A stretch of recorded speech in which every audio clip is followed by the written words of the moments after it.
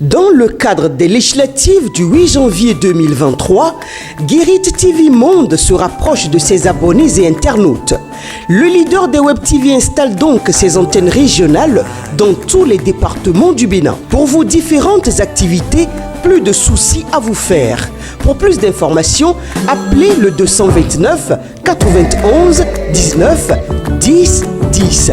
Guérit TV Monde, le leader des Web TV.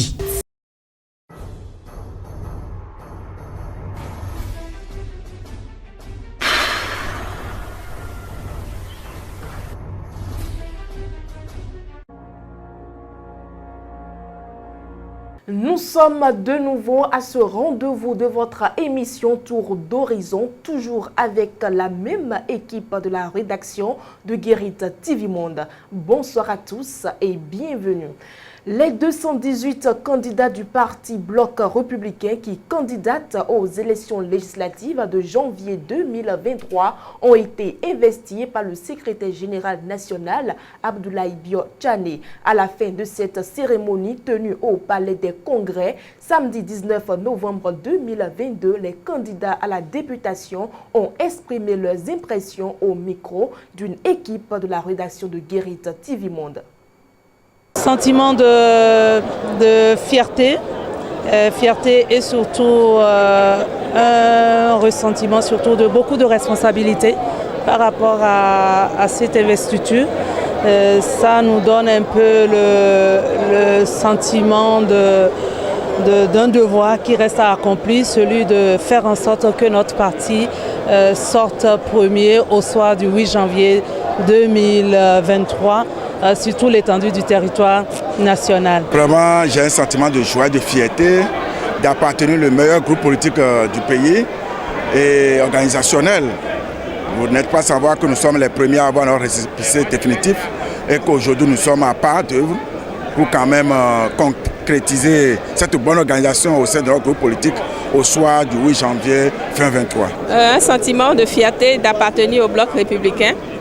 Toutes les forces républicaines ici présentes ont pris l'engagement de respecter les idéaux du parti. Nous entendons ratisser l'âge, convaincre davantage le peuple béninois à nous suivre parce que l'objectif pour nous c'est de conquérir et de gérer le pouvoir d'État. Et le Bloc républicain aspire à être le premier parti du Bénin et nous y travaillerons pour. C'est des sentiments de joie et le Bloc républicain, notre parti, a investi les candidats que nous sommes pour aller conquérir le terrain. Et ce travail, nous allons le faire, nous allons occuper le terrain comme cela se doit pour qu'au soir du 8 janvier, le Bloc républicain puisse remporter la majorité et de cette façon devienne la première formation politique sur le territoire national. Nous allons faire le travail et nous aurons cette victoire par la grâce de Dieu. Hors de nos frontières, la déclaration de politique générale faite le samedi 19 novembre 2022 par le Premier ministre burkinabé a été adoptée par l'Assemblée législative de la transition à hauteur de 60 voix.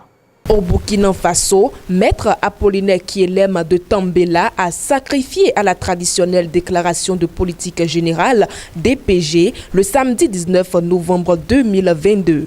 Un exercice qui a convaincu les députés de l'Assemblée législative de transition ALT qui l'ont adopté par 64 voix pour, 4 contre et 1 abstention. Maître Apollinaire Kielem de Tambela a prévenu les membres de l'ALT qui ne va pas prononcer un discours protocolaire. Je le cite, « Je ne suis pas venu égrener un chapelet de promesses. Je suis venu vous demander tout au long de votre mandat de donner au gouvernement les moyens d'action pour répondre aux aspirations du peuple burkinabé. » Fin de citation. La sécurité est la priorité des priorités de ce gouvernement de combat. Du côté du pouvoir législatif, les députés sont en mission et ils ne sont pas des députés de gestion, a clarifié Maître Apollinaire Kielem de Tambela.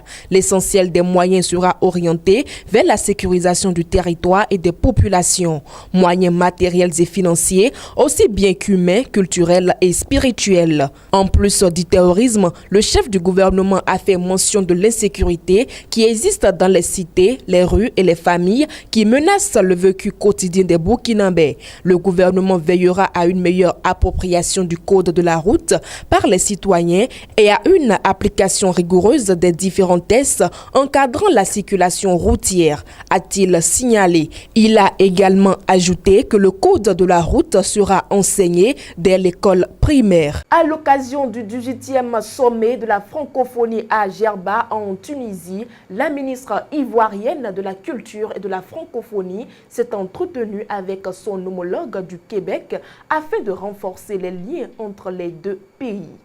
À la faveur du 18e sommet de la francophonie à Djerba, Tunisie, la ministre de la Culture et de la Francophonie de Côte d'Ivoire, Françoise Rumac, a échangé le vendredi 18 novembre 2022 avec la ministre québécoise des Relations internationales et de la Francophonie, Martine Biron. Selon Martine Biron, des accords de partenariat existent entre les deux pays dans le domaine de l'éducation et de la culture. Il est question maintenant de renforcer ces relations, mais bien plus, aller au-delà, notamment sur le volet économique et du développement, a-t-elle précisé. Elle a affirmé que son pays entend développer ses investissements en Côte d'Ivoire et en Afrique.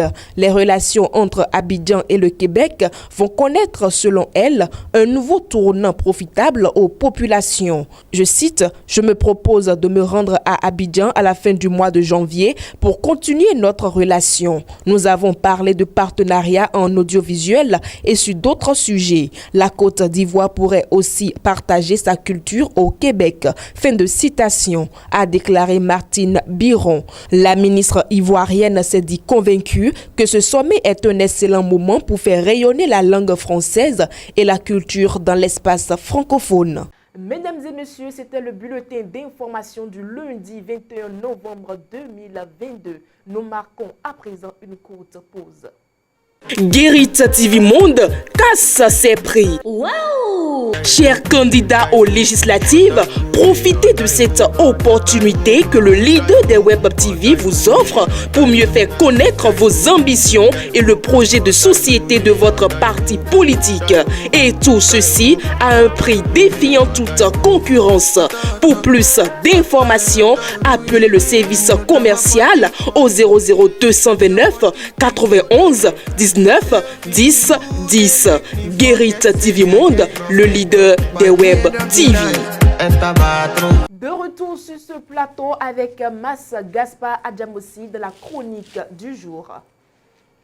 Mondial Qatar 2022. Quelle chance pour les représentants africains. La grande fête mondiale de football a démarré le dimanche 20 novembre 2022 au Qatar. Pendant près d'un mois, les équipes représentant chacune des régions de la planète vont s'affronter pour dégager finalement celle qui va se hisser par ses performances sur le toit du monde en remportant cette 22e édition de la Coupe du Monde. Au nombre de ces équipes en compétition figurent les 5 équipes africaines, à savoir le Cameroun, le Ghana, le Sénégal, le Maroc, puis la Tunisie. Quand on sait qu'aucune sélection africaine n'a atteint jusque-là les demi-finales de cette prestigieuse compétition et que les représentants du continent ne sont que 5 sur les 32 sélections présentes, on peut s'interroger sur les chances des nations africaines de remporter cette compétition ou à tout le moins de représenter dignement le continent et de faire notre fierté. La meilleure chance du continent, visiblement, semble être les Lions de la Teranga du Sénégal, champion d'Afrique en titre et qui dispose d'une constellation de joueurs expérimentés et évoluant dans les grands championnats européens notamment. La blessure de Sadio Mané, la star de cette équipe et un des joueurs phares du continent, sème le doute dans certains esprits. Mais l'expérience du coach sénégalais Aliou Cissé et la solidité du groupe nourrissent quelques espoirs des fans africains. Les Sénégalais auront à affronter le pays organisateur, le Qatar, l'une des meilleures nations européennes, les Pays-Bas, et puis l'Équateur. Les Lions indomptables du Cameroun sont eux des habitués de la compétition avec une 8e participation de rang. Le président de la Fédération camerounaise de football, Samuel Eto'o, fils qu'on ne présente plus, proclame à qui veut l'entendre que son pays est un sérieux prétendant pour la victoire finale. Mais aussi indomptables qu'ils soient, les Lions camerounais auront fort à faire face à des équipes comme la Suisse, la Serbie et l'éternel Seleção du Brésil avec ses stars. Les 3 autres nations africaines présentes à cette Coupe du Monde Qatar 2022, à savoir le Maroc, le Ghana et la Tunisie, peuvent aussi être les belles surprises de cette compétition. Le Maroc qui joue la Croatie, équipe vice-championne en titre, la Belgique, 3e du dernier mondial en Russie, puis le Canada. Les Black Stars du Ghana, eux, croisent les crampons avec la Corée du Sud, le Paraguay, puis le Portugal de Cristiano Ronaldo. Enfin, les Aigles de Carthage de la Tunisie se mesurent à l'équipe championne en titre, la France, au Danemark et à l'Australie. Ce bref tableau montre combien de fois la tâche sera difficile pour les nations africaines qui disputent la Coupe du Monde au Qatar. Mais comme on le dit souvent, le football se joue à 11 joueurs contre 11 et la balle est ronde pour tout le monde. Et malgré donc le palmarès des uns et visiblement les forces inégales en présence, l'espoir est permis et nous avons le devoir de soutenir jusqu'au bout nos représentants qui peuvent bel et bien nous honorer et nous rendre fiers. L'épopée des Marocains, des Camerounais et encore des Ghanéens lors des précédentes éditions reste encore fraîche dans nos mémoires et incite à rester optimistes. Merci à vous, Massa Gaspard Adjamoussi, pour cette chronique. Mesdames et messieurs, dans le forum de discussion de ce soir, nous parlons de Denis Glegbetor, actuel maire de la commune de Djidja et candidat positionné en tête de liste par le bloc républicain dans la 23e circonscription électorale. Et le forum de discussion, c'est bel et bien avec Charles Alban Daoui. Charles Alban Daoui, bonsoir. Bonsoir Latifat Kawedo. Alors dites-nous, qui est Denis Glegbetor et qu'est-ce qui justifie ce positionnement? Oui, comme vous l'avez dit déjà, Denis Glegbetor, c'est l'actuel maire de la commune de Djidja. C'est un jeune acteur politique très engagé. Il était militant de la Renaissance du Bénin, bien avant que cette formation ne disparaisse en faveur donc de l'Union progressiste. C'est un jeune acteur politique très connu donc dans la commune de Djidja et qui, par le passé, s'est illustré à travers la participation à diverses élections, notamment aux élections législatives de 2015 et de 2019. À ces 2 occasions, malheureusement, il n'a pas pu tirer son épingle du jeu, non pas parce qu'il manque de popularité, non pas parce que, eh bien, il n'a pas eu l'assentiment ou les suffrages exprimés par les électeurs de cette commune-là, mais pour des raisons de positionnement. Vous savez, en 2015, Denis Glegbetor, suppléant, 4e suppléant donc du candidat qui était titulaire dans cette circonscription, notamment la 23e circonscription électorale, n'a pu sortir son épingle du jeu, alors là même que son parti, la Renaissance du Bénin à l'époque, a levé 3 sièges sur 4, pour vous dire que s'il avait été positionné peut-être au 3e ou s'il avait été positionné suppléant du 3e titulaire, il aurait porté en griffe le titre d'honorable depuis cette époque-là. En 2019, là nous sommes à l'avènement, nous sommes avec la rupture. Quand le parti Bloc républicain a été créé, il a intégré ce parti-là, contrairement donc à son parti d'origine qui s'est fondu donc dans l'Union progressiste. En 2019 encore, pour des raisons de positionnement, eh bien, il ne s'est pas retrouvé au Parlement. Et donc ces deux scrutin, quand on voit sa participation, on pourrait tenter que voilà, il n'est pas chanceux, mais c'est tout le contraire parce que là, en 2020, les choses ont tourné en sa faveur et donc il a été élu maire donc, de la commune de Djidja. Et quand vous dites qu'est-ce qui justifie ce positionnement, j'ai dit tantôt qu'il n'a pas manqué d'aller au Parlement lors des les 2 scrutins législatifs précédents, non pas parce qu'il n'a pas eu l'assentiment de l'électorat, mais pour des raisons donc de positionnement. Parce que quand on analyse un peu les suffrages exprimés dans cette commune-là pour cet acteur politique positionné sur les différentes listes, on peut se rendre compte que, eh bien, s'il avait été mis à d'autres positions, cela lui aurait permis donc d'aller au Parlement. Et donc cette fois-ci, de 4e positionné par le passé, il se retrouve donc premier. Et donc c'est pour dire que les efforts personnels de ce jeune acteur politique ont permis de le mettre à cette position aujourd'hui. En dehors de ces efforts personnels, il y a également le comportement de la population électorale de la commune de Djidja. Quand on parle de Djidja, on est là dans la 23e circonscription électorale qui compte 4 communes, à savoir Agbanizon, Abomey, Djidja et Boïkon. Et quand on cite ça dans ce sens-là, c'est pour dire que Agbanizon est la dernière commune en termes de population électorale, suivie donc d'Abomey, ensuite Djidja et puis Boïkon. Donc après Boïkon, en termes de population électorale, c'est Djidja qui vient tout de suite après. Donc quand on voit un peu les résultats qui ont été obtenus au communal de 2020, avec les prouesses que le Bloc républicain a pu faire grâce à des jeunes comme Denis Glegbeto, quand on prend Djidja, c'est 25 sièges, 25 conseillers, et le Bloc républicain en a enlevé 15. Le Bloc républicain contrôle 11 arrondissements sur 12 que compte la commune de Djidja. Et donc, ce jeune acteur politique n'est pas resté en marge de cette victoire-là. Et quand on remonte après, en 2021, à la présidentielle, tenez-vous tranquille, la commune de Djidja au niveau national est la deuxième commune qui vient en termes de suffrage exprimé et en termes de vote exprimé pour le duo Talon-Talata. Donc vous voyez, quand on prend tous ces éléments, tous ces facteurs-là, on se rend compte que la population électorale de Djidja s'est comportée d'une façon quand même qui mérite d'être reconnue, qui mérite d'être saluée. Et c'est là le troisième facteur, à travers la volonté du chef de l'État de reconnaître quand même à cette commune-là et ses efforts, sa fidélité à son programme, sa fidélité à son engagement, sa fidélité à ses réformes. Et donc, il ne devrait pas en être autrement. Cette fois-ci, si on ne faisait pas l'effort de corriger un peu les injustices du passé, ça allait pas vraiment faire, ça n'allait pas tourner en faveur du chef de l'État, notamment du parti de la mouvance qui le soutient, qui est le Bloc républicain. Si on n'avait pas fait ce casting-là, qui met aujourd'hui la commune de Djidja en première position à travers le maire Denis Glegbeto. Charles Albandaoui, dans la 23e circonscription électorale, cette liste est-elle compétitive?